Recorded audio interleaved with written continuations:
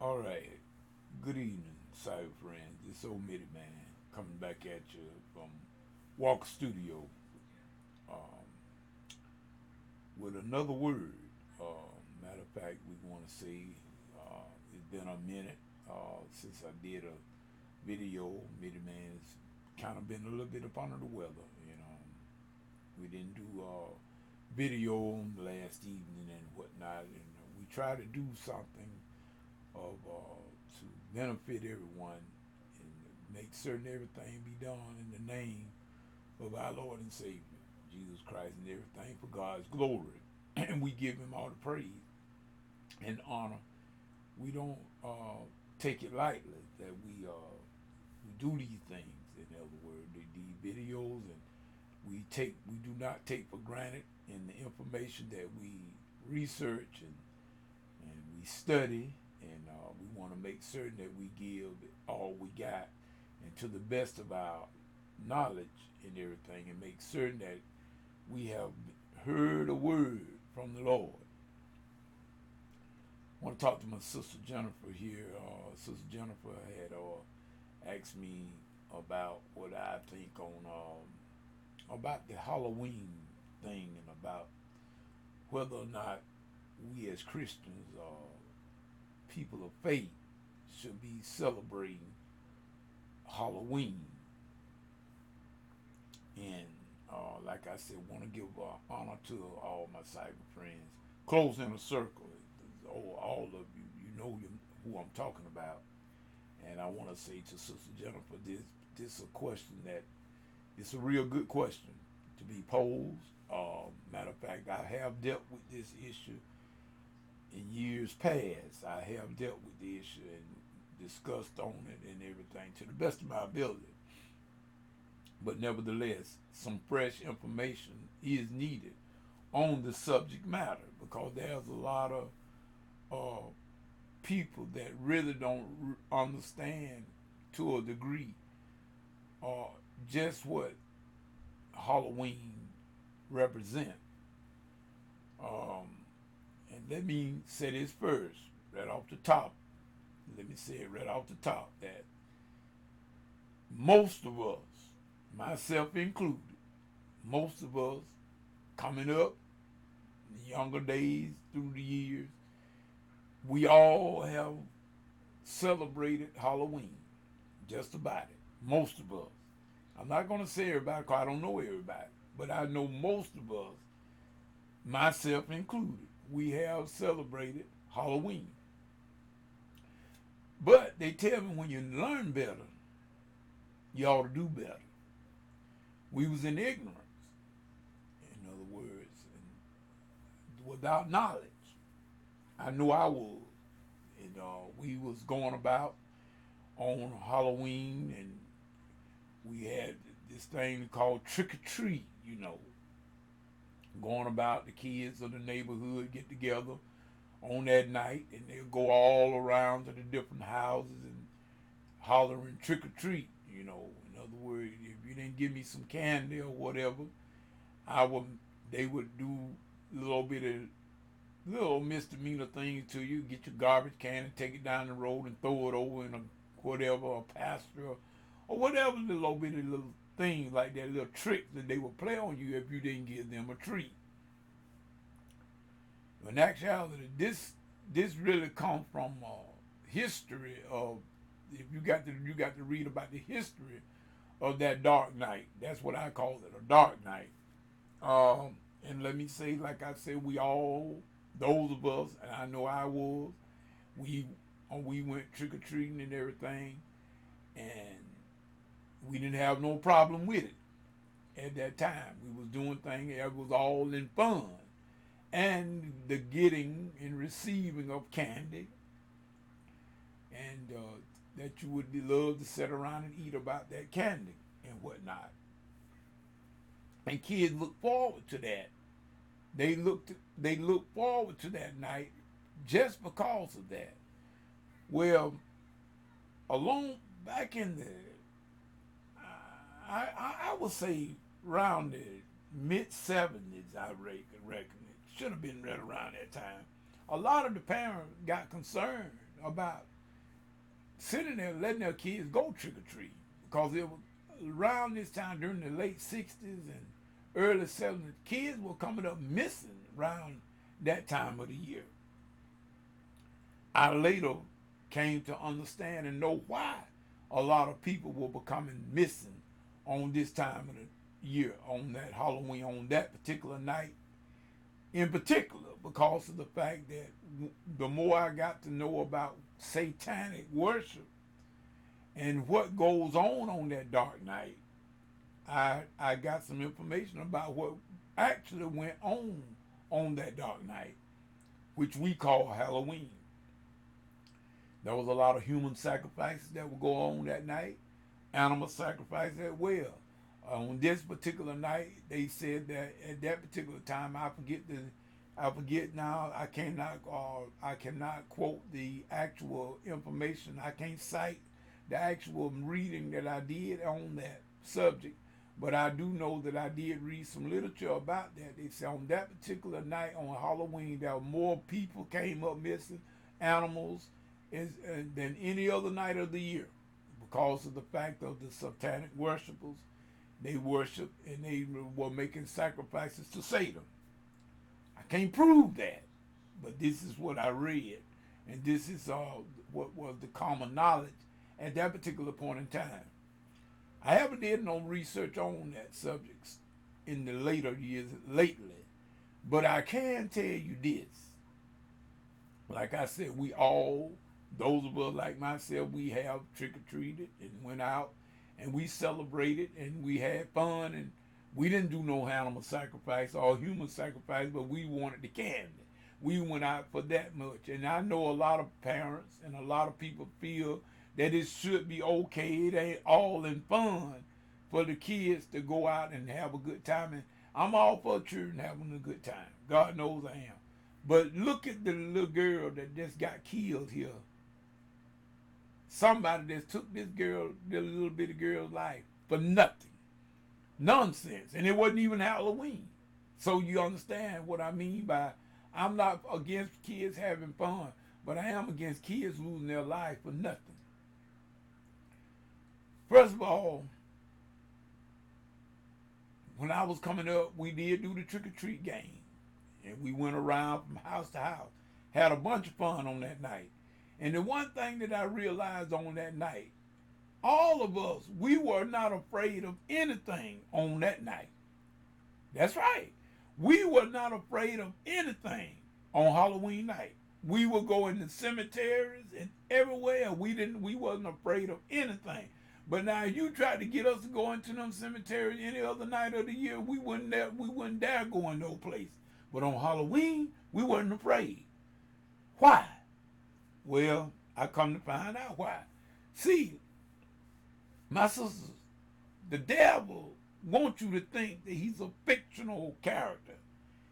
The devil wants us to think that he is a fictional character, meaning he doesn't exist. He wants people to believe that. He wants us to believe that he does not exist, in which that is a lie out of the pit of hell. He exists very, very much so. But I'm going to give, I'm not going to give but two references. I'm going to give two Old Testament references about this here situation about the dark side. And then we're going to talk about children of the light, which I already have on my prior video. And then we're going to let everybody be the judge for themselves. In Exodus, the 22nd chapter, I believe, around the 18th verse, I think that's it. Exodus 20, I believe I'm right now, but y'all just read the whole book of Exodus. But I think it's Exodus 22nd chapter, 18th verse. It said, God said, thou shalt not suffer a witch to live. Thou shalt not suffer a witch to live. Put a pin in that. Also, the second scripture I want to reference in the Old Testament is 1 Samuel 28. Read it all. But 1 Samuel 28 tells us about when King Saul, y'all remember King Saul, the first king of Israel, King Saul, after he had made a mess of everything, disobeyed God, trying to get ahead of his priests and everything, and didn't do things the way God told him to do. After Samuel had passed away, Samuel died. Prophet Samuel, the one that, y'all remember Samuel, he's the same king prophet that anointed David as king as a little boy. David was, I think, about maybe 17 years old when Samuel anointed him as king to replace King Saul. Well, King Saul, he didn't know what to do. He just felt lost without Samuel. So King Saul decided he would go to a witch so she could bring up Saul, so she could bring up Samuel from the dead, so he could get information from him about what to do about the Philistines. Well, y'all read the story. He went to the witch of Endor. That was the woman that was from the country or the region she was at. She was located. They called her the witch of Endor. And when Saul disguised himself, I'm not certain that Jonathan went with him, which was his son. I'm not for certain. I didn't read the reference before I did this video, but I just know it's there. I'm not for certain that Jonathan go with him or not, but I do know that King Saul went to see this witch, and she called herself, brought Samuel spirit back to talk to him. And the Bible does say that whatever that was spoke to Saul. And it was supposed to be Samuel. I don't think it was Samuel. It wasn't but a demonic spirit. See, when you play around with the demons and the devil and the dark side, ain't no telling what you will get. That's how come God don't want us dealing with that mess. He don't want us dealing with it. But at any rate, this witch brought this demon. That's all it was. Cause the prophet Samuel wasn't coming back for no mess like that. Y'all people, when you dead, you done. You don't come back to this side. I ain't no sense to worry about no ghosts and goblins and all that stuff. There ain't no ghosts and no goblins. Once I leave here, you don't have to worry about Midian no more until the next life. I goes on into another dimension. You goes into another dimension. We don't come back to this side. Well, at any rate, the demonic spirit came and talked to King Saul. And it was supposedly to have been the prophet Samuel. And he told him, "Why did you disturb me, Saul?" I'm paraphrasing now. "Why did you disturb me, Saul?" And he said, "This time tomorrow, you and your son will be with me." So in other words, and sure enough, people, that next day, about that time, y'all notice, read the book. Saul got killed in battle.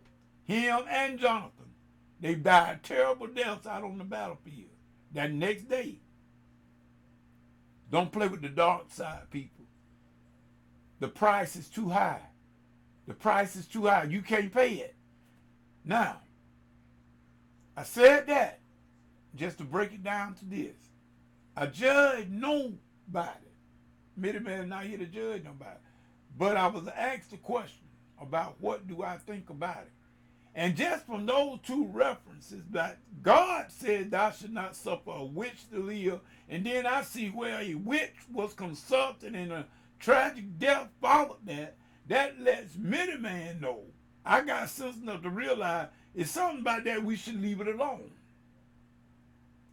God wouldn't have told us not to if it was okay. So now, don't judge anybody. We are children of the light. Why would we, on any night, well, that go not only Halloween, but on any night, why would we want to be associated with things of darkness? Why would we want to dress up as a demon? Huh? Come on, y'all. Talk to it. Use basic common sense now. Let's realize that let us use some basic common sense about this thing. What would Jesus want us to do? What would Jesus want us to do? I don't think Jesus would want us, and we call ourselves representing him, to be running around dressed up like a demon? Huh? And I don't believe that he would want his church having Halloween balls. Come on, y'all. We got churches gonna deal in this stuff here next week. Next Thursday night, you're gonna have churches that involved in all kind of Halloween carnivals and haunted houses and all that kind of stuff. You're gonna have churches involved in this same mess too. Just like the people of darkness, the children of the light gonna be trying to take place in this stuff. And look, like I said, people, I'm saying, we all have done it at one particular point in time. Most of us have. I can't say everybody done that because I don't know everybody.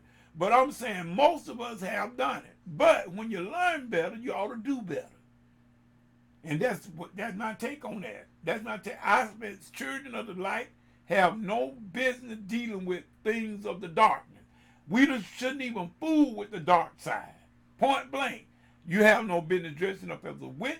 You have no business dressing up as a demon. Why would you want to go around looking like that and represent Satan? And when you're supposed to be representing the King of Kings. You don't represent Satan and represent the King too. But see, now that is the problem. That is the problem in a lot of our churches. That is exactly the problem. We are trying to play both sides of the fence. That's right. We are trying to live on both sides of the spectrum. No, we can't do that, people. You're going to either be for one. Jesus said you'll love the one and hate the other one. Or you'll hate the one or the other one and love this. You can't be on both. In other words, you can't get spring water and salt water out of the same cistern. You can't do that. You can't do it. And that is exactly what we are doing when we try to deal with this here thing called Halloween. In other words, and we want to make it good and enjoyable for our kids.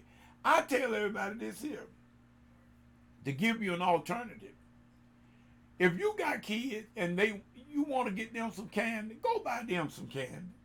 Go buy them some candy and let them eat their candy at home on that night. Give them some candy at home. Fix them some hot dogs or something at home. Do something on that particular day, and don't let them dress up as no witch and no goblin and no demon. You're inviting the dark side into your kids and into your house. And when you take part of that stuff, see, we didn't know that. We didn't know no better back in the day. We were doing it, and we didn't know we were setting ourselves up for a lot of tragedies.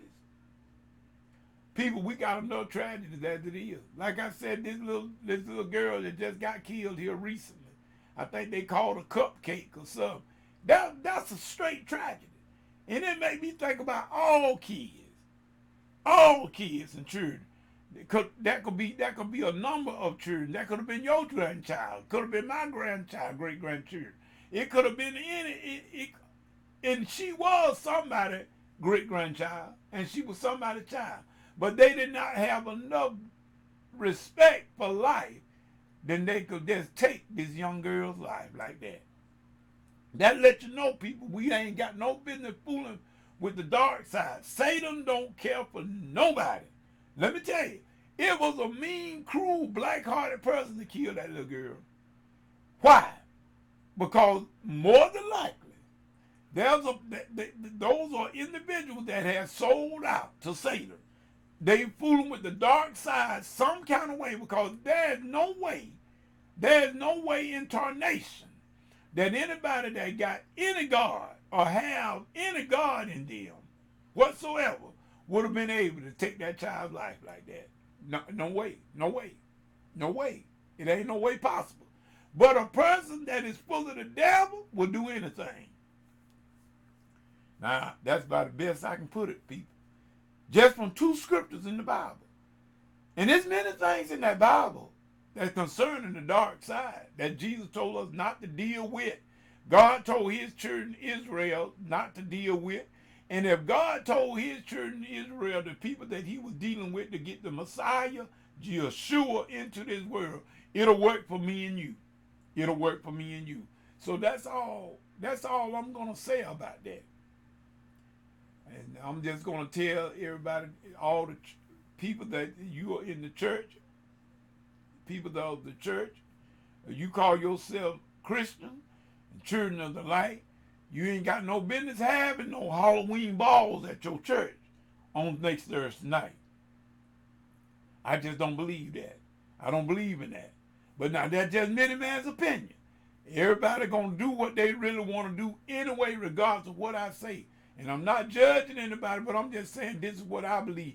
I don't believe the Lord allows this. And from what I read in the scripture, I know God do not like us dipping and dabbing in the underworld, the underworld, the dark world. You don't know what you're doing messing with these two-headed folk. You got people that'll go to the two-headed man trying to get their way. That's witchcraft, people. Stay away from that mess. If a person don't want you, leave them alone. Don't be going to no two-headed person that make somebody stay with you. They ain't with you. You got your mojo working, what you call, that's witchcraft. And when you do that, believe you me, you come to a bad end. Look at King Saul. Came to a bad end. You don't mess with it. That's the only thing I know to say. Sister Jennifer, I'm glad you asked that question because a lot of more light need to be shedded on that. A lot more light need to be shed on it. And matter of fact, on Tuesday night, perhaps I might deal with it a little bit on Bible study on this coming up Tuesday night. I might deal with a little bit more of it and try to shed a little bit more light on it. But all of us, children of the light, you should always be aware. The dark side do exist, but we ain't supposed to dibble and dabble in it. Now, I can tell you that. Don't think now the dark side don't exist, because it does. Evil exists just as well as good. But we are not supposed to dibble and dabble in it. We need to stay in our kingdom. In other words, we need to go against the kingdom of darkness, not join forces with it and start shaking, dancing with it. We don't do that. And so, like I said, that's just many man's opinion about it. I don't feel like no church should be involved in this here stuff. No household should be letting their children go out and no trick or treat. I feel that I just don't believe it's right, and I believe it just opened the door for Satan to come and just take over your whole being. That's just my opinion, and I'm not judging anybody. If you are doing it, think about it. Ask God to give you insight on it, and think about coming out of it. Because if you don't, Satan always gonna make you pay more than you want to pay for something. For when you might get me to play keyboard, but you may not want to pay me. But I promise you, if you get Satan to play, you gonna pay him every penny. Believe it. This is me, the man, saying whatever get into, God ain't in it, get out of it, because it's gonna come to nothing. To the next video, next Bible study, whichever comes first. It's me, the man, saying peace and good night.